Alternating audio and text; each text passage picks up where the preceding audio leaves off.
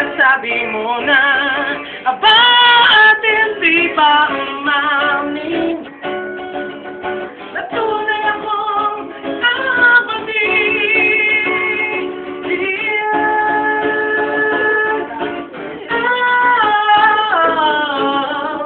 Wag na wag mong sasabihin na hindi ulan.